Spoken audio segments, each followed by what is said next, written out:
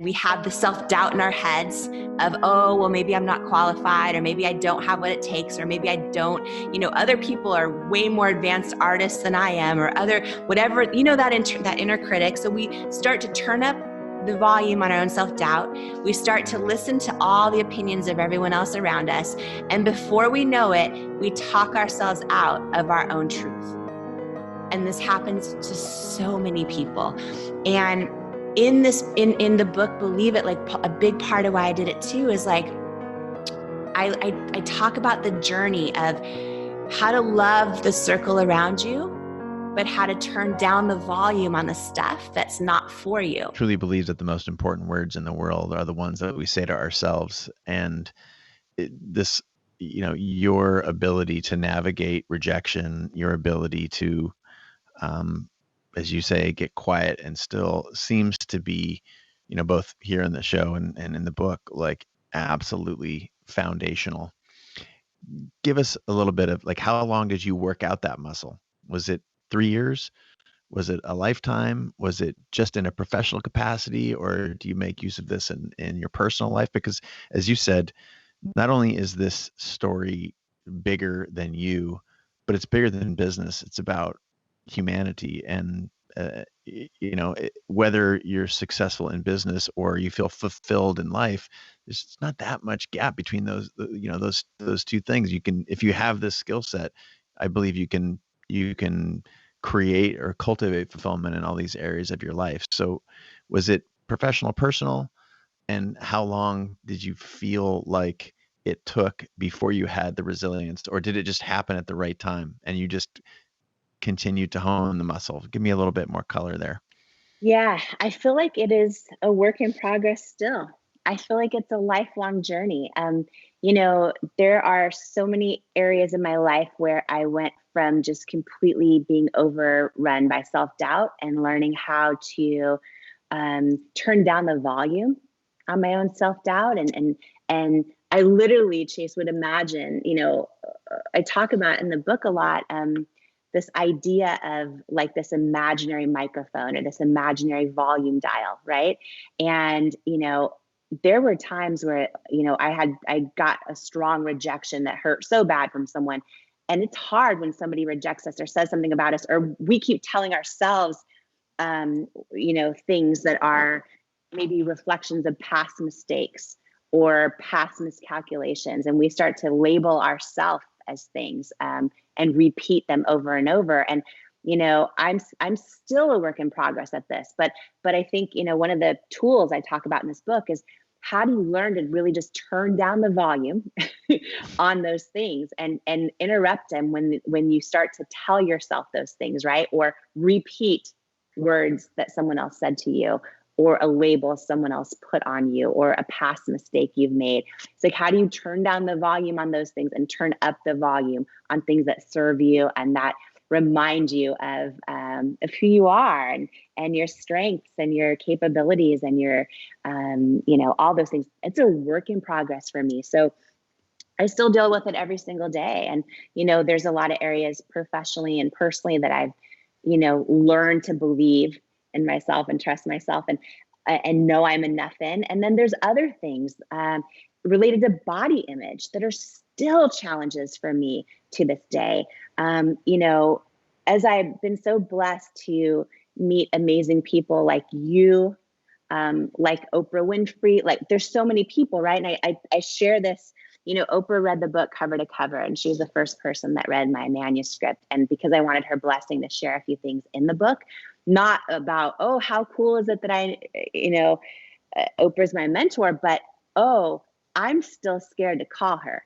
I share some real stuff in this book about some real work I'm still doing in real time, because I think that we're all works in progress on this lifelong journey. And, I won't go into like all of the stuff, but I share in the book for the first time ever about how I knew my whole life. I just had a feeling I was going to meet Oprah. And when I finally did, and she invited me to her house for lunch, and we had this 3-hour lunch, just the two of us. And when I left the lunch that day, and this was 3 years ago, she gave me her cell phone number, and she said, you can call me anytime, like call me anytime. And I freaked out internally, and I was like, absolutely, thank you so much. Here's my cell phone number. and to this day, Chase, when I have something I want to share with her, I want to, say a prayer for her, I want to inspire her, or I want to ask her advice on something, or whatever it is, I will text her or email. And by the way, when she writes back over text and I see the 3 dots, like, I still freak out. I screenshot it sometimes. I will text her and I will email. I have not called her.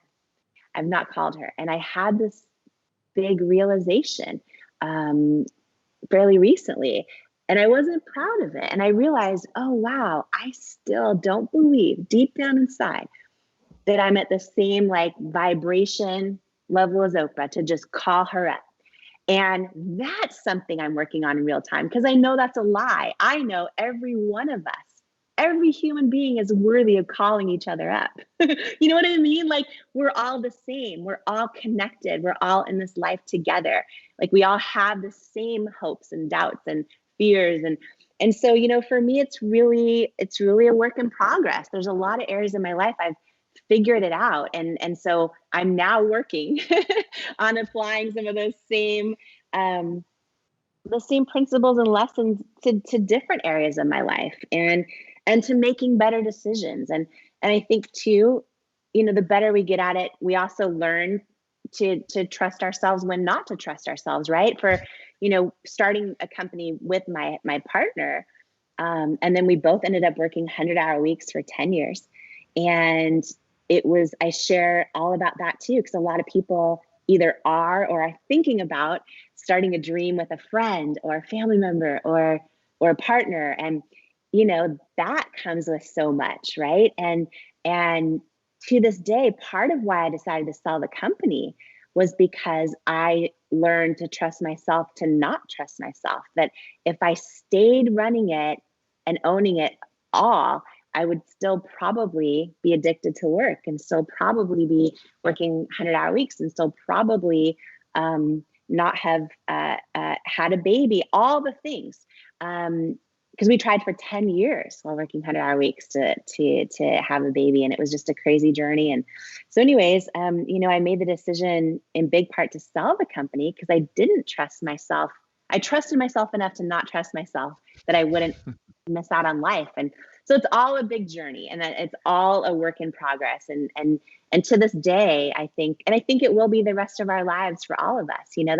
That's one of the things too, is like, I feel so grateful to be able to share all of the things I learned, all the lessons I've learned so far in life and in business, that I hope and pray are of service to other people and save them, nights crying themselves to sleep and self-doubt, and hopefully time and money and all those things. But I think that for the rest of my life, I'll be a work in progress too, still really trying to figure it all out as I go, and overcome all that not enough-ness that all of us have at deep levels. It's so true that this story is so much bigger than a billion-dollar brand or, overcoming obstacles. As you say, we're all in this together. But there's this, it's hard to overstate the feeling that I have about that this is, in the particular, I think it's James Joyce, in the particular lies the universal. And your story is the story of so many of us. It's so nice to hear you be so vulnerable and, talk about some of the struggles that you've had with anxiety, with self-doubt. We've all been there. The biggest enemy is between our ears, imposter syndrome. I still struggle with that. I don't think it ever goes away. You talk about body doubt and God doubt. I have never heard God doubt, though. What is that? Yeah, I think my whole journey really is figuring all of that out. And I think, for me and a lot of people, when I built It Cosmetics, right, we started in our living room, and my whole journey was just filled with no's. Sometimes you'll see a founder launch an idea or a product or whatever, and it will get hot right away. And that wasn't my experience.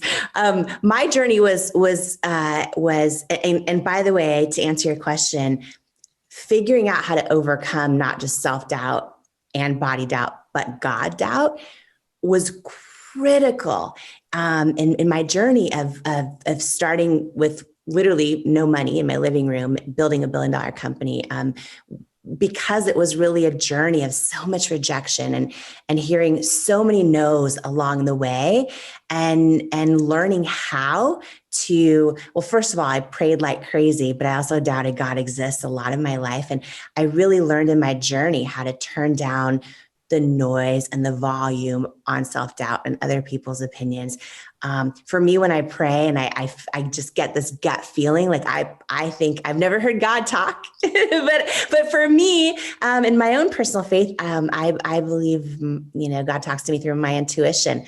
I think when I get a really strong gut feeling, I've learned to trust it. And for me, it's really been a big journey of keeping my faith bigger than my fear. I go there, like in my new book, Believe It, I go there. When I built a company of over 1,000 employees, you have to be so professional and respectful. And I intentionally hired teams of every different faith, of no faith, I believe that not just our teams, but our boardrooms should look like our customers do. And our customers at Cosmetics are every person, every age and shape and skin tone and gender identity and faith and background. And so I really intentionally hired a team that way. And so my personal faith wasn't something I talked openly about very much in the whole journey. And so, but I think for me, it's like the espresso inside the latte. It's like, if you don't have it, it's not the same in my journey. So I talk about that really openly a lot, Nicole. And I really think it's important we share like the real stories behind the stories if we're ever going to really grow together. And, I was raised going to church every Sunday, but I didn't connect with faith. I would just sit through church and scan the pews looking for cute boys, like counting down the minutes until the sermon was over. And so most of my life, while I was in a family that had faith, I would pray, but the truth is I would kind of like doubt that God was real. And one of the stories I talk about in the book is the journey of God doubt. And there was a moment in my life where I was having a really tough time. It was actually in news. I was in news at the time. And it was the first time in my life I was dealing with anxiety and all these things. And anyways, a therapist said to me when I was saying to her, I don't even know if God's real. I'm doubting he exists. I'd found out I was adopted. So I was like, I don't know where I come from. And anyways, long story short, she said to me, well, what makes you think God can't handle your doubt? And I'm like, what do you mean? And she goes, tell him you doubt him and ask him to prove you wrong. I was like, okay. So this started like a decade-long journey of every time I'd be praying for a friend's health or something. And at the end, I would say, by the way, God, like literally in the middle of my prayer, like silently, but I'd be like, I'm doubting you exist. So if you could please prove me wrong, beyond a shadow of a doubt, I'd be so grateful. Thank you. Amen. And I share in the book just some of the crazy, crazy, crazy stories of what happened. And some of them even with investors, potential investors, with retailers who had said no to our product for so many years, like calling me out of the blue saying, I don't know why, but I was praying last night and I got this feeling that you're supposed to be in our store. And it'd be like the weirdest conversation. So anyways, I share a lot of that stuff in the book that I've never shared before because I think these are real conversations. A lot of times, you look on social media, you see founders, entrepreneurs, you can read business tips all day long. But at the end of the day, as you mentioned in the beginning of this, I really believe for every one of us, every founder listening right now, every person who's going to be part of this or watch the replay, us living up to our potential, us stepping into our calling, us becoming the person we're born to be. It's not business tips you can find anywhere. It's about figuring out the game in our own head of overcoming that self-doubt and all the other forms of doubt in our life in order to truly become the person we're born to be. It's about telling that mean girl or that mean guy inside your head to take several seats. You call it an inner critic. Do you think she ever really goes away?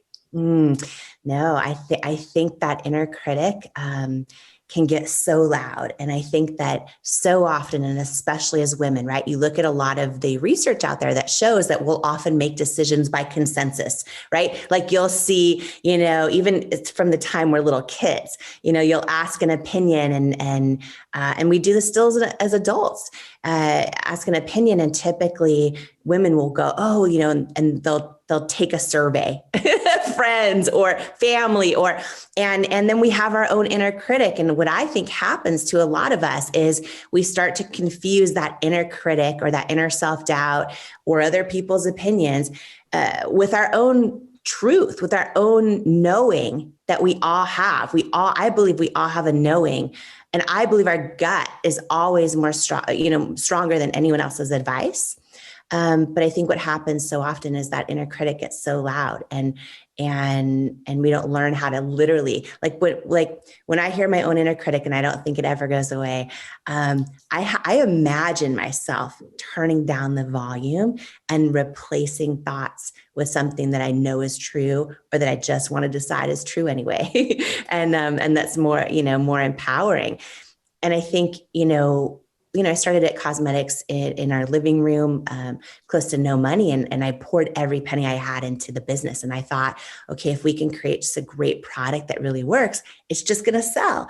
And then as so many founders have also shared this experience, I was like, oh, it's not that easy. You can have an amazing product. And, I really did a lot of work on, and I talk about this and believe it a lot, about not just figuring out the why for my brand, but peeling back the layers on it, going really, really deep to the why beneath the why that helps, because that's what really gives you the strength to keep going when you get knocked down. And I had done all those things, but what I wasn't ready for was, or I guess I should say wasn't ready that was going to happen, was just how much rejection would happen along the way.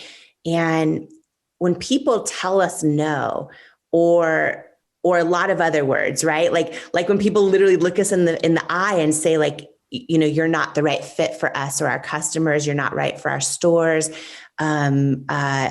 It's not just a no right now. It's just, it's a real no. Like you're not the right. And you just hear people or change who you are to fit in, or change your packaging, or change this or change that. I think often when we get rejection, it can actually be helpful. Like there's parts of it, there's other people's advice, experts' advice that could be really helpful in forms of rejection. But if we don't learn how to get still and hear, turn down our own inner critic, turn down the part of us that wants to replay the rejection over and over, if we don't learn how to get still and turn down the volume on that and really check in with our gut and go, okay, this retailer just told me change my packaging to this, or that this isn't right, or whatever. Does that feel right to me? Does that advice feel right to me? Right? I'm telling you, like, had I not learned to do that, I would have never built $1 billion company, because on the journey of building at cosmetics, the first 3 years were hundreds and hundreds of no's.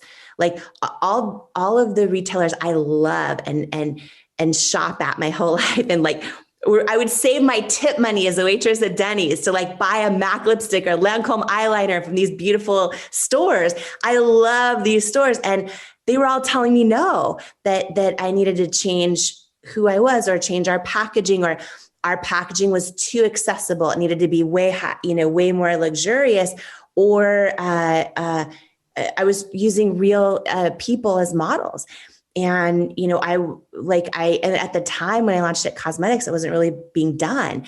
And I had a lot of retailers say, people will not buy makeup from images that look like them. Like they need, and they would explain this to me in detail. They would say things to me like, you need to have an unattainable image of beauty that someone could never hope to achieve for them to buy your product. And I'm like, okay, or maybe people are sick and tired of seeing people that don't look like them, because for me, I have rosacea, bright red, bumpy everywhere on my cheeks and my nose and my forehead. And I couldn't find makeup that worked for me, right? My whole company started with a problem I didn't know how to solve. And I realized, oh, I've never seen any models, but, selling makeup that look like me, that have skin challenges. And then I would try all the products and they wouldn't work. And so I just kind of like had this gut feeling, well, if I, am this age or size or skin tone or have the skin challenge or whatever it is, and I don't see someone who is showing me the product works for them, how do I know it works for me? It was just intuitive to me, but it wasn't being done. And they all told me, like, if you want to get in our stores, here's what you need to do. And those are the moments, Nicole, that define our lives, when our gut tells us one thing, but like in my case, I had no money. I was, we were going to, like, for 3 years, I didn't know how we were going to stay in business. Right. And I made the decision to listen to my gut and to not change what it was telling me about what to do with our brand. And that is, I believe, like, critical to ever building anything that lasts or anything that matters. When you change who you are authentically, and even when it comes to your product or your positioning or, your vision, when you start changing that because you want to get into a store or get onto someone's site who's huge, or, whatever it is, it's a short-term pop in revenue, and it feels good for a minute, but long-term, I think it's one of the biggest reasons why tens of thousands of founders don't make it, because they start getting distracted by what everyone else tells them is right for their brand or is hot or is going to make them money. And they dilute their own authentic secret sauce.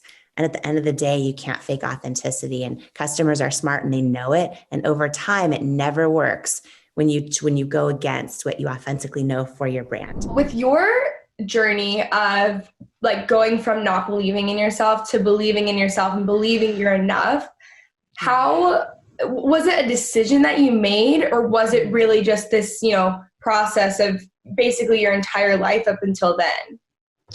Yeah, it's been so many lessons along the way, and so many setbacks that I later realized were setups. So many things I did wrong, and then really looking back at what were those things I did right? Looking back at when I made decisions where I listened to other people's opinions or the experts instead of actually listening to my own gut. Oh, those were the things I did wrong. When I look back at what happened, right? And it's been building on all of these things. And so, in the book, I share so many stories, and it's wild because, like, literally 95% of the book is stuff I've never shared before, ever. And I had this realization, that a really big realization that, because I get DMs on Instagram every single day from so many girls and women and people who say, like, oh, wow, you started with nothing and built $1 billion business from your living room. Like, did you just get lucky? Or was, like, did someone give you a big break? Or, like, did you, right? All those things. And I kind of had this realization, oh, when you just see the highlight reel or you just read the headlines, it makes it seem like, oh, maybe she just got lucky, or she's, whatever. And it's like, you know what? I felt this strong calling on my heart that if I could pour everything I've learned into how you do that, like, how did I do that, into one book, that would be of service to other people, right? And so, like, for example, I'm donating 100% of the proceeds, by the way, every penny from the book. I'm literally purely just doing it for exactly the question you just asked, which is to help every other person out there learn to believe that stepping into all of who they're born to be is possible, right? The thing, when I look back on all of the lessons from going through years of hearing no, because I created a company called It Cosmetics in my living room, where I started with an idea and close to no money. And I just thought, once we created an amazing product that worked, I thought it would just do well, right? And then I started this journey of every beauty retailer saying no, every department store, every QVC, everybody saying, no, you're not the right fit. We don't think your positioning is right. We don't think you're right for the beauty industry, all those things. And when I look back and I went through 3 years of hearing no's from everybody, and got down to under $1,000 in my bank account, which was our personal and business bank account, and didn't know how I was going to make it. And when I look back on all of the journey, like, there's so many lessons I learned along the way, but one of the biggest ones, and really a huge through line in this whole book, is that, like, yeah, I worked really, really hard, and I didn't give up. And not giving up every time you get knocked down, every time you get a setback, that's so important, because at the end of the day, a lot of people never realize their dreams because they actually just quit or they give up or they let their own self-doubt talk them out of it. So I didn't give up, and I worked really, really hard, but like how I actually built $1 billion business from my living room was like the most important thing I did when I look back at everything was like, I made the decision to believe that I could. And when I try to dissect how did I do that, that's really why I wrote this book, is sharing every single lesson on how do you actually truly peel back the layers on your why, not just do a why. Because that's the other thing too. A lot of people, when they might keep a goal journal or they might write out their goals, and then a lot of people will go another step, right? And they'll talk about their why. Like, I'm doing this for, because I want to one day buy a house, or I want to, all these things, or do something for my kids, or pay for their college, or pay off my student loans, whatever it is. And what I've seen over the years is that those whys, they sound really good. And when you tell them to other people, they like sound great.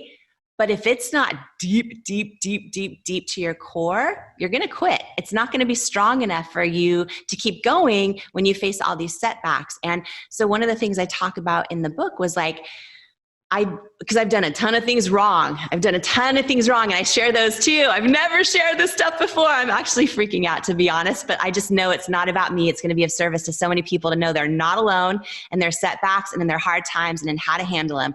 But in the book, I talk about, like, I did a ton of things wrong, but one of the things I did right was early on in my journey, I knew, okay, I'm creating makeup products. And of course, I want them to work for me and my rosacea because nothing else will. And of course, I want to help other people. And those are great whys, but they weren't deep enough. And what I realized is, in my whole childhood, all growing up, I only saw images of beauty in magazines and on TV commercials. And they were never real, right? They're always overly photoshopped. And I never saw anyone that looked like me or had any skin challenges. And I realized in the development of this company, while I was trying to create a product that actually worked, and when I realized why didn't any other product work, and then I realized, oh, wait, I don't even know if the models are actually wearing the product they're advertising, all those things, I realized, okay, not only do I want to create a company that has great products, but I want to start using models that are every age, every size, every skin tone, every skin challenge. And I want to authentically define them as beautiful and mean it and all those things. And I had this realization on the why beneath the why early on, that, like, for me, it was like, oh, I want to shift culture and beauty. And I want to do this for every little girl out there who's about to start doubting herself, and every grown woman who still does. And that why was so deep for me because of my whole childhood realizing I'd see these images and I'd want to look like them. I'd aspire to look like them. And at the same time, they always made me feel like I wasn't enough. And so this deep why was so important. I talk about, like, how to do that in the book for yourself, for whatever your dream is. Because some people out there, they're like, oh my gosh, I really just want to dance, and I want to start painting again, or I want to launch a business, or I want to become a pastor, or I want to start a blog, right? Like, we all have these things. And I feel like we end up, right? Because here's the big thing. This is the big thing that, and I love just sharing this process in the book too, but so many of us know we have this calling on our heart, or this, like, kind of inkling where we want to step out and do something, but, like, it's way more comfortable in our comfort zone. And I feel like when we stay in our comfort zone, it comes at the price of chipping away at our soul. That's the first thing. And when we have a gut feeling, intuition, like we're made for more, like we have gifts or talents or ambitions to offer the world, one hard part I've seen and experienced personally too is sometimes the people around us, even when they're great people, whether they're family or friends or whatever, and they love us dearly, they don't have that same inkling. like they don't get it. They're super happy in their comfort zone. And what happens to so many people is we have the volume turned up on listening to everyone around us. And then we have the self-doubt in our heads of, oh, well, maybe I'm not qualified, or maybe I don't have what it takes, or maybe I don't, other people are way more advanced artists than I am, or whatever, that inner critic. So we start to turn up the volume on our own self-doubt. We start to listen to all the opinions of everyone else around us. And before we know it, we talk ourselves out of our own truth. And this happens to so many people. And in the book, Believe It, like a big part of why I did it too is like, I talk about the journey of how to love the circle around you, but how to turn down the volume on the stuff that's not for you. And that goes against the calling of who you are and who you're created to be. And how do you add other people around you and turn the volume up on them? And even more than that is the self-doubt and everything that we all experience in our own heads, right? And I just feel like that self-doubt sometimes in our own heads is a bigger opposition against us than the people out there rejecting us or saying no, or saying you're not the right fit for us, or whatever it might be, right? And so this book talks so much. I share so much about how to break through that noise of self-doubt, and learn to actually hear your own intuition and learn to trust yourself, right? Because so many people don't even know how to tune in and listen to their own intuition. Maybe they haven't even heard it ever or in a long time, because everything around us is so much noise, from other people's opinions to people not believing in us and us getting no's and rejected, to then the self-doubt in our own head. It's a lot. And I think the journey of learning how to go from not trusting yourself to truly trusting yourself is huge. And it's so many people, it's their journey they're on right now as well. So this book is definitely for them. It's crazy what you're talking about right now, even just, loving the people around you, but maybe turning down some voices or working through self-doubt. I was actually talking to my pastor this morning, and we were just having this conversation, and she was just saying, a lot of us have very unique calls on our life. Like, a lot more of us have those than realize. They either just don't realize them, or they don't have, the courage or the faith to kind of walk that out. And we were talking, and I was like, it's not my job to get these people to understand me. Like, it's my job to follow what I feel as though like God has put on my heart, or what I feel as though is like inside of me. And that's something that I feel like has been a constant battle, not even necessarily with other people, but even with myself sometimes, because something specifically that I'm even trying to work on now is believing like the best is yet to come, and like being one of those people who believes like, oh, I am so excited for the future. I know what God has for me. I know it's going to be even better than what I've seen. And maybe it's just the year that we've been in, or a lot of other life circumstances, but that's something that I'm working on for myself. And it's not about like being this positive person necessarily, but it's a deep core belief, not only in myself, but that there is so much good to come. And obviously we're promised trials, like that stuff will always happen. But I feel like when you're in the middle, like we talk about when you are talking about the difference between the headlines versus the reality, I feel as though that's where I feel like I'm kind of at right now, and where so many people listening to this are. How do you like navigate the in between? And not that it ever necessarily stops, but when you feel like you're in the middle and you see more in your head than you see that's like in front of you. Yeah. So, and I love that you talk so openly about your faith, right? And all of this, because for me, that has been like the espresso in my latte in life. You know what I mean? In such a big way.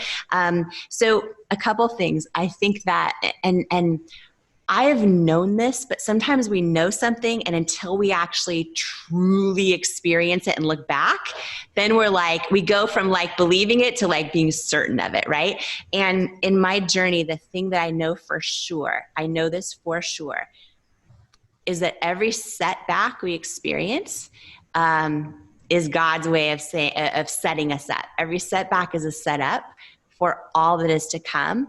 And I believe that the things we go through, even periods like right now that you're describing of feeling like you're in the middle and you're trying so hard to anticipate and believe that the best is yet to come. Even this season, right? I believe is a setup for everything that is to come. And I believe that in all my heart. And when I look back at it, I have learned every setback and every hard season and every season that was just okay was a way of actually making me strong enough to be able to handle the weight of the big God-sized dreams when they come true. Because God-sized dreams and stepping into our calling and stepping into who we were created to be, especially those of us that know in our heart, we're meant for more. We're meant to give more, serve more, create more, love more, inspire more, right? Be of service more. I believe when you're at service at the highest capacity, that it's not about you. It's about how has everything you've walked through and been through actually helping someone else. Believe it's possible to get through it. Believe it's possible to step into all of who they are. And we can't do that unless we've gone through it all as well. And so I believe our setbacks are God's setups for everything that's to come. And it doesn't mean they're fun, and it doesn't mean they're easy. When I look back at going through like the 3 years of rejection, or I look back at, painful moments, right? There was a moment where, the story when, we were a couple years into the business, I didn't know how we were going to make it. And we had a really big investor interested in our company. And I thought like, oh my gosh, he's going to change my life, because he had invested in all these consumer product companies that we all buy at the grocery store. And he'd his private equity company had invested in a lot of them when they're super small and made them huge brand names, household names. And I was like, oh my gosh. And we went through all these meetings, and at the very end, and I thought like, oh, if he invests in us, then we're not going to go bankrupt. And maybe he can help us get into all these stores like Sephora and Ulta and department stores who are all saying no to me. I thought it was the biggest, most exciting thing ever. And at the end, we flew out for the final meeting, and he was standing 3 feet from me, and my husband was right next to me. And he said, we're going to, I wanted to share with you in person that we're so grateful for your time. We're excited for all you're building, but we're going to pass on investing in It Cosmetics.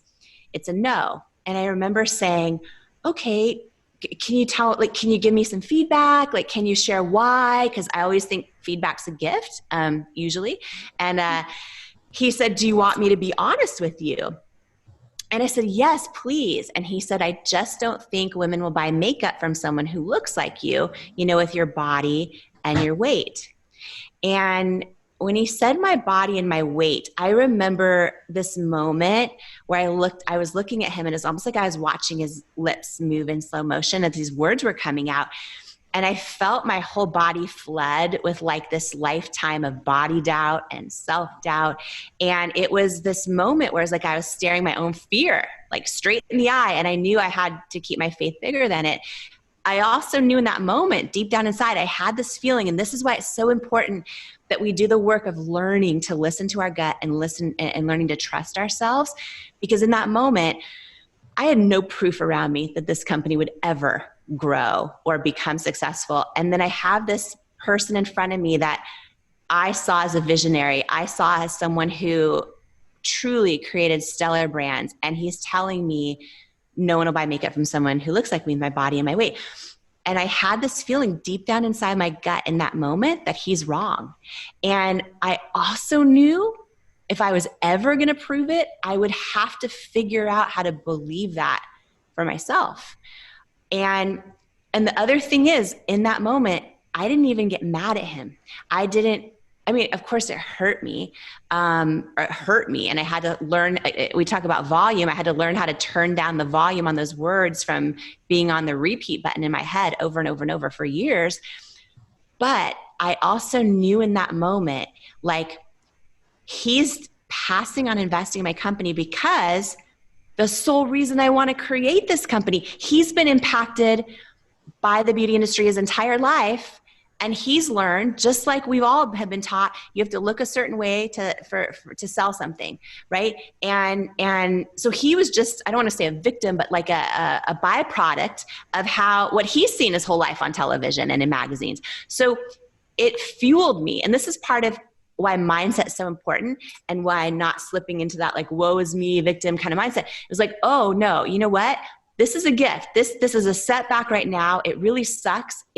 Like, God, I don't know how I'm going to pay the bills. I don't know how I'm going to keep the lights on. Like, I started going to the Costco. I don't know if you have a Costco by you, but the Costco outdoor food stand where you get the $1 hot dogs. Yep. I was like, okay, God, I'm doing that. And at least they taste good. And I was like, how am I going to keep this business alive?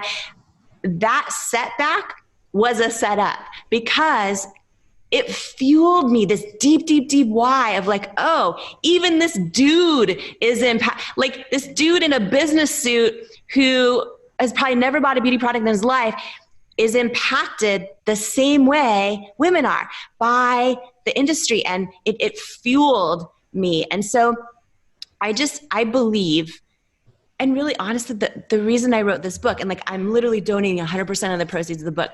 The reason I wrote this book is because I believe everything we've gone through, especially once we're through a lot of it, we learn like, oh wow, the next level of success is that it's not about us. Like, how can my story, your story, everyone who's listening's story actually be of service to other people when we actually have the courage to share it?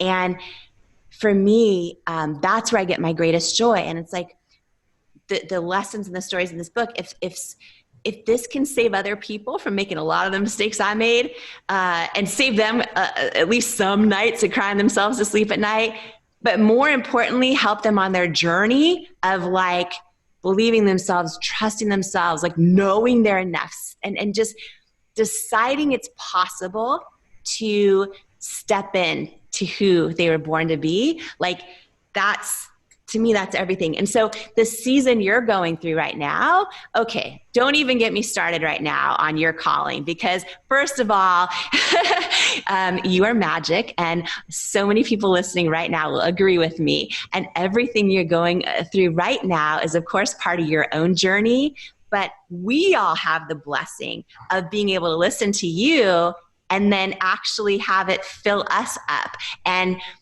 have us, all of us together, feel less alone when we're going through the same things. Do you know what I mean? And so even if it's hard right now or uncertain right now, or so many people, I mean, this year has been packed with uncertainty, right? More than so many people have ever experienced. And I would never downplay how hard it's been on so many people ever. I would never wish it on people ever. What I know, through so many, and this book is so many personal hardships too, right? From adoption, surprise, you're adopted in your 20s. I found out in my 20s, to rejection, to like all of these things personally, right? I just think that they're all part of our journey to make us strong enough to be able to carry the weight of our calling when we step into it. Thank you. Something I love so much about you is how you are so willing to share and to open up. And it's almost like you're this open book and you're trying to give value, and you do give value to pretty much every single person who I'm sure like even comes across. You have interviews today. And I know lots of our people here, they go live, or they have to do that post, or they have to show that video, or they have to take that important call. How do you prepare? Because confidence is a lot about preparation, getting yourself in the right place to serve. How do you get in a good place to knock out these interviews today? Yeah, so for me, it's a lot about the topic of, actually, Joel Osteen said this best, that what we say after the words "I am" change our whole life, change our day, change our moment, right? In this season, I haven't worked this hard in many, many, many years. And I worked hard for a lot of years. So hard. I have not worked so hard in this book launch. I mean, it's 20-hour days, 7 days a week right now. It's a lot. And I'm so grateful. I'm doing it because I believe in every ounce of my being. This book is going to bless so many people. There are so many people that need to reignite their own belief in themselves again. Yes. And, you know, I'm intentionally donating 100% of the proceeds and my author royalties to causes I believe in, because that actually gives me an extra boost of energy as well. That's a on top of motivation. it all. That's a drive. Yeah. Yeah. Show up for other people is a big part of confidence.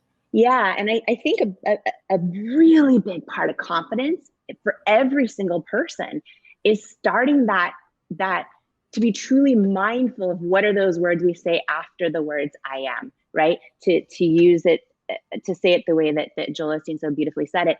And what I mean by that is, you know, what we focus on magnifies, right? What we put out there is what we pay attention to. And so to build confidence, to go into a day like today with 4 interviews. And by the way, my very last show today, at the very end of the day, is Jay Shetty's show. Oh yeah, And Jay. We love Jay. It's great. Although I'm doing 4 shows first, I'm like, I have to be, you heard me on Clubhouse last night. I was a mess. I was like, so I'm like, okay, you know, I got to pray for it, that I'm articulate and I can serve his community and add value. And so one thing I've been doing, just to share, but this can be every day in your life, whether you have a book launching or you are just trying to figure out how to feel the day more and feel more joy, is just starting to really be mindful about what are those words we say after I am. And what I mean by that is, I am so tempted, and I catch myself saying, I'm so tired. I'm so tired. But it's like, I'm okay, exhausted. I'm stressed. I'm overwhelmed. Yes. I can't handle it. I am unworthy. I am ugly. I am, like, all these things we say to ourselves. And those words have power, right? And those words take on a life. And part of optimizing my own energy and my own confidence in this process, because by the way, as a first-time author pouring every ounce of my being into this book, I'm also tempted to have thoughts like, oh, I'm not qualified to be an author. All the thoughts that we think, right? Our inner critic. And it's like, okay, nope, you got it. Like, I'm trying to be mindful of every time I have a thought like that, replacing it with something that is true that I need to focus on. It's so good though. I hope you all hear this. It's like, so many of you think one day this, like, the negative self-talk or whispers goes away. Mm-mm. If it was going to go away, it would go away for Jamie Kern Lima. She's achieved everything. So it's like, okay, you have to go. She's like, so many things people strive for, you know, from family to wealth to impact to goodness to living in your values. But even if you're a good person, and you all are good persons, or you wouldn't show up for personal development. Good people show up for personal development, right? And the challenge is, you know, who was it who told me? I think it was Earl Nightingale who originally said, your ultimate problem is that you think you shouldn't have any. Mm. It's like, you're always going to have problems. You're always going to have negative self-talk. It's learning to react better to that, to adapt better to that, to set an intention that is stronger and higher than that. So when the negative self-talk comes up, your purpose, your mission, your identity of what you believed in your prefrontal cortex, which is you consciously decided upon it. So when this unconscious or that physical emotion or that, you know, impulsive negativity comes up and smacks you in the back of the head, your prefrontal left cortex has designed and said to yourself so many times consciously the truth, that the truth of your consciousness goes, hey, I hear you making noise, but you don't get the floor right now. We have things to do. You don't get the floor right now because I don't like what you're saying and I know it not to be true.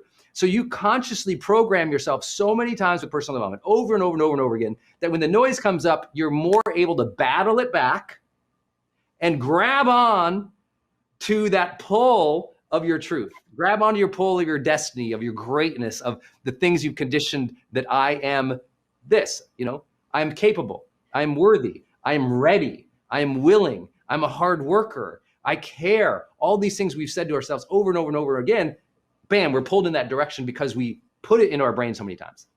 And it's so easy to stop doing that, to forget to do that, to not do that. And I think that's really important because the words we tell ourselves about ourselves are just, they're like the most powerful words, right? And so, you know, if you think about even just, and Brendan, you're in such a level of intentionality with what you do with your high performance planner, with all of this stuff, right? I have to, otherwise I'm a hot mess all day. Like, geez. For regular people like me. So no, but seriously, I'm just being super real. I have loved personal growth since as long as I can remember. I would save my Denny's tip money when I was a waitress to buy personal growth tapes, right? Like, I love it. I love it so much. Yet even me, every single day, someone who loves personal growth, I still, yes, if I don't pay attention, I will still default to the words I say after I am, like, and even in my own head, like, oh, I'm so tired. Oh, all the things. And it's like, okay, I think this is a huge idea, even as we are in the tail end of Confidence Week on the Growth Day Morning Show, just for everyone listening and part of this with us right now, to just today even say, what words am I saying to myself or to someone else after I say I am? And just pay attention to it for a minute, because it is so easy to say words that don't serve ourselves, right? And to your point, getting in this habit of replacing those words with I am, grateful, or I am hardworking, or I am a really good cook of Kraft macaroni and cheese, or I am, you know what I'm saying? Like, those are the things we need to put in our heads over and over and over. But we're so busy that it's so easy to not even realize, and just to default to this commonality of human connection, frankly, because think about it, when we connect with so many people, especially the people in our lives who we love, but don't have an interest in growth. Yes. We connect through them so often with things that don't serve us, like, oh, I'm this or that, or this problem happened, right? So it's really just like, okay, to take ourselves up to that next level of joy, of growth, of purpose, of everything else. Those words after we say the words I am, they matter. Game changer. Yeah. Game changer. And this is why Jamie and I are both super passionate about Growth Day.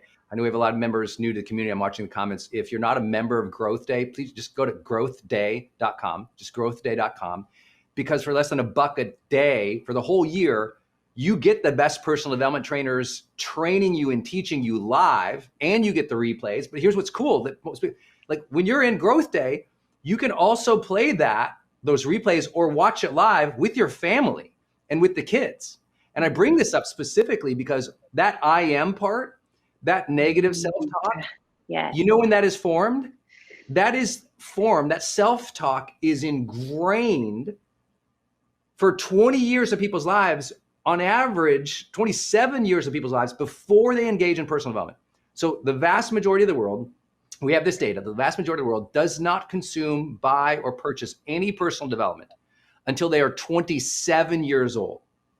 Now, you and I had the blessing, we were earlier than that. We were like young and hustling and listened to, like, Wayne Dyer, or Tony Robbins, or all, Deepak, or Earl Nightingale, or the greats like Ziggs and everybody, right? So we were early. But for most people, for 27 years, their self-talk has put a groove in their brain. It's like carved an unconscious pattern of talk for 27 years on average. And then here's the sad part. Only 2% of the world engages in personal development. That means that 27 is when most people start, but only 2% start. So most people suffer throughout their 30s from the grooves they set in their teens and 20s. So they suffer in their 30s because they don't engage personal development. They don't realize there's another level for them. They don't realize they can release the pain and release the self-talk. They don't realize that there's strategies to improve their relationships or build wealth or take care of their body. And then it gets so bad, bam, the next highest level of personal development happens between 38 and 42, sometimes called midlife crises. All of a sudden it's like, this is so bad, I have to figure out, now it's a wound they have to fix because they didn't engage early. And I only bring that up, not to judge, but to say to you all, sign up for Growth Day, because you can also be playing this for your kids to set that groove in their brain early. Or maybe you got a teenager, or you got someone in college in your household right now at taking school from home. What if for, 1 hour or 2 hours a week, they were in Growth Day Live with me and the best personal development trainers, diversity from around the country and around the world, from different backgrounds, sharing personal development, psychological advice. And now that groove starts getting set.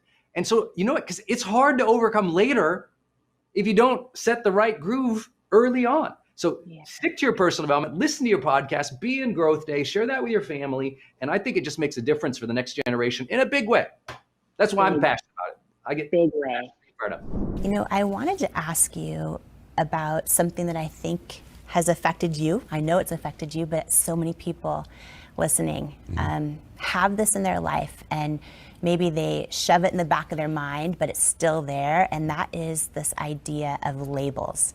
And what I mean is, like, so many of us have had, maybe it's when we were kids, someone called us a name, or we're in a situation and someone says, oh, but you're not smart enough, or you don't have what it takes, or you're the wrong fit for this, or you don't come from the right family, or this, that, the other thing. And a lot of times we then find ourselves as an adult, and that label is like stuck and it's taken root, and now it's sort of coming out in our lives, and we haven't even thought about it in years, but it's still there, that identity.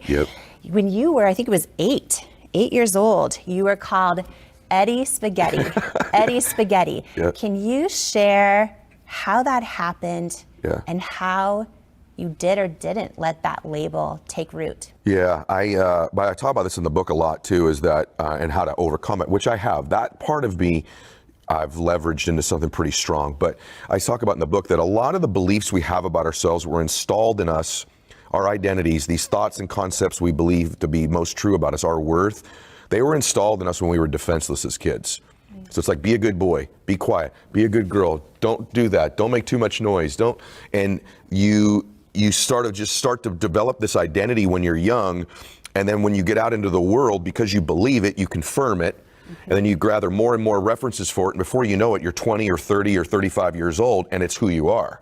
And you've proven it because of this. Your identity is the most powerful force in the world. You're going to be consistent with it, and most of what you believe about yourself, you weren't in control of believing. It was put there when you were a child. Well, same with me. So you have this combination of this kid who's at home, things aren't real stable there most of the time. Sometimes I feel like I overcook that too, because when it was good, it was very loving. And the other thing is, I had this loving mother 100% of the time, right? 100% of the time. And great grandparents and lots of great stuff, but there was this thing, right? So you have that anxiety going in chaos, going to school. I'm a little guy. I'm shy. I'm very, very shy. You know this about me to this day. I'm still very introverted, which surprises most people because of the speaking and stuff in the show, but I'm super introverted. And I just started to get picked on. And this Eddie Spaghetti, your meatballs, right? Then the class would sing it to me and they'd see me get upset. And it started to develop into this pattern of, you're not good enough all the time. And then I remember, a few years later, a baseball coach, really, I was become a pretty good player, but we had a great player on our team who went on to play like Major League Baseball for many, many years. He's still a really good friend of mine. And I had a couple bad games and I was down. And our coach pulled me into his office. He was sort of a mean dude. He's a good dude, but he was a tough dude. And he pulled me into his office. He goes, hey, Eddie Spaghetti, this is now I'm a teenager. And he goes, did you ever think that maybe you're just not as good as him? Like, you going 0 for 3, like you can go 0 for 3, he can't. So why don't you just accept the fact you're just not that good? This was my coach, right? And I remember just walking out of there like, whoa. And then I've shared with you another story that when I became a speaker, someone that I looked up to was like, you're really not that good. Like I can't even listen to you for more than about 15 minutes. And I used to think is there something on me that's like, you can just punch me? Like, is there something about me? Like people think they can just tell me these things about me. What is it about me? Because what I found out is other people are hearing similar things. And the truth is, I just started to go, I actually asked myself a question that I say in the book. I don't really believe that many good things about myself. What would I need to believe about me that would serve me? What would I actually need to believe about me that would cause me to change the way I show up in the world? What would I need to believe? And all of a sudden, I started to really think about that. How would that guy walk? How would that guy talk? I'm doing an impersonation of this insecure guy. I'm doing an impersonation of a shy person. I'm doing an impersonation of someone who doesn't have confidence. It's an impersonation. It's not who I really am. Well, maybe I could begin to impersonate the person I want to be. And I actually started to impersonate him a little bit. Not fake it, but like, you know what? He'd walk with his shoulders back. His voice would be a little bit deeper than the one I'd walk around with. He'd think certain things about himself. Moreover, he would treat other people a particular way. He would treat other people in a kind and generous and strong way, almost in an overabundance of kindness and generosity to people, and belief and love for people. And a lot of that happened when I worked at the orphanage. I was like, now that's the guy I like. That's the guy that I am. I'm the giving guy. I'm the kind guy. And you know what? I found out when I did that, I took it away from me, as we said earlier, and it was about other people, that I found a lot more peace. So I just started to become that person, and slowly but surely, I think I am that person. That is really powerful. There's, I'm sure, so many people, I'm sure they'll send messages about this, who, you know, see you online, watch your content, and maybe think that everything's perfect, right, and think that you're just born with all of this confidence, and with you know, everyone loving you, and millions of people following you, even through grade school, right? I mean, we tend to think those things about people that we don't yet know deeply, and then we think when those things happen to us, like someone tells us we're just not good enough, we kind of hide it because we're embarrassed by it, or we think it doesn't happen to other people. And I feel like you sharing that is so powerful. Thank you. I think I have a lot of people from high school actually that follow me now, right? When you're, and I think if you were to ask a lot of them, because they've told me this, I just wasn't, I think they would just say to you, like, it just, I wouldn't expect it to have been Eddie. You know, not like he was a complete, I was just there, if that makes any sense. Like, no, I would not, there was no like most likely to succeed in any of my, you know, yearbooks or anything like that. But I don't think by the time I graduated, it wasn't like he's a complete dum-dum, but it was just like, he's just Eddie Milet, you know, he's just Eddie. Like, you would never suspect he would be the person that, you know, might reach a lot of human beings in his life. You know, you just would never have predicted that. And that ought to give everybody hope. If you're not one of those people that everyone's like, no, for sure it's her. Yeah. I was definitely not that person. You go, oh, just mark it down. He's going to do something great with his life. No, no one was saying that about me. No one. No teacher, no coach. Maybe a couple teachers when I was a little guy, but most people would not have said that anything significant was ever going to happen. So good. They didn't know you were the one. That's right. They didn't know. That's powerful, because a lot of people are wondering, am I the one? Can I be the one? No one's telling me I'm the one. And I think the fact that you doubt, you doubt or wonder whether you're the one is indicative of the fact that you probably are. Woo! I do. I just believe that. That's so good. And you know this, and by the way, the reason it's good is because you know that to be true about you. I know that's true, right? But I've never thought about it that way. I know that's true. And I'm just thinking right now, I have goosebumps thinking about how many people are listening to this, and right now they know that they're wondering if they're the one. Yeah, and that makes you probably the one. Yes, that's right. And you know this because it happened in your life. Yes, that is huge. All right. This is good. I want to talk about, you know, the story.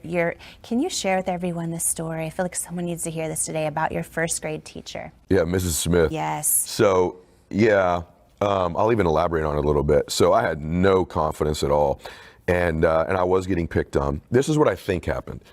Mrs. Smith was just a super, really kind lady, and we had moved to the town that we were in then, and so I was also a new kid. On top of being small, on top of being Eddie Spaghetti, on top of being insecure, on top of leaving many mornings where my dad maybe didn't come home the night before, or there was just turmoil the night before. I'm just leaving that house, this little dude. I wish I could go back and hug him, you know, which my mom did a lot of, by the way. And so she knew that I just had no self-esteem. And I believe she orchestrated this entire thing, but we were doing testing, like for grades and stuff, for the next grades. And she purposely had, I believe she purposely did this for me. She had someone come in the back of the room and say, Mrs. Smith, we need your smartest student to come take a test to represent the class. And I could see the person in the back. I heard them. And I watched Mrs. Smith go, that's Eddie Milet. I would pick Eddie. He's the smart boy. And she picks me. And I remember her going, oh my gosh, she thinks I'm the smart boy. And I just looked at her and she smiled at me. And I remember just lighting up. And then the person goes, okay, then Eddie Milet, you need to come with us. And I stood up, and it was the first time ever in my life that I was like, I'm special. This is special. And I walked up and went to the back, and I took the test, and I guess I did well. But when I came back in, I didn't say this on the last time I told this. When I came back in, at the end of the day, class was over, and Mrs. Smith said, Eddie, can you come up here for me? And I came up, and she hugged me. And she goes, you're so special and so smart. You're the smartest boy. She just like hugs on me for a minute. And it really changed my life a lot. It changed my life because that was the first time I was like, well, maybe they're wrong. Maybe I am smart. Maybe I am special. And this beautiful soul knew exactly what she was doing. She orchestrated all that. She knew there was this child. I think she had this sense something was going on in my home, because kids don't come like that to school, that shy, that timid, unless something's wrong at the house. And I'm telling you the truth that I've thought about that like hundreds, maybe thousands of times in my life. That event in my life. What a beautiful, beautiful soul she was. So that's Mrs. Smith. It's one of those people, you know, in your life when you close your eyes and you go, there's this handful of humans that make you feel special, make you feel loved and cared for and believed in. And she's on that highlight reel of like maybe 3 or 4 human beings in my entire 51 years. And the reason that that's important is because I've tried really hard in my life to be that person for other people. That they go, he loves me, he cares about me, maybe even as important, he believes in me. And then you show people how to live a little better. And that's exactly what she did. She was a super, super special person. And little did she know that little first grade dude would, be on a show with you today. So. Last night when we were talking on the phone about this idea about how many people don't feel seen. Yeah. And I'm just imagining like the power, right, of her seeing you. First time anyone saw me. I was telling you last night that a lot of my work in my life has been, I don't know why it makes me so emotional, but a lot of my work in my life has been about helping people that perform pretty well perform their best. And the more and more I've been doing what I do, the more it's occurring to me that my role is a little different. And that is that there's millions and millions and millions of people, maybe more than ever in the world, that were like the first grader, me, but they're 30 years old. Ladies and gentlemen, rock this house and welcome to the stage, Jamie Kern Lima! Baby Kern Lima! Every single one of us has had someone tell us we're not enough. Every single one of us has had someone say words to us that hurt.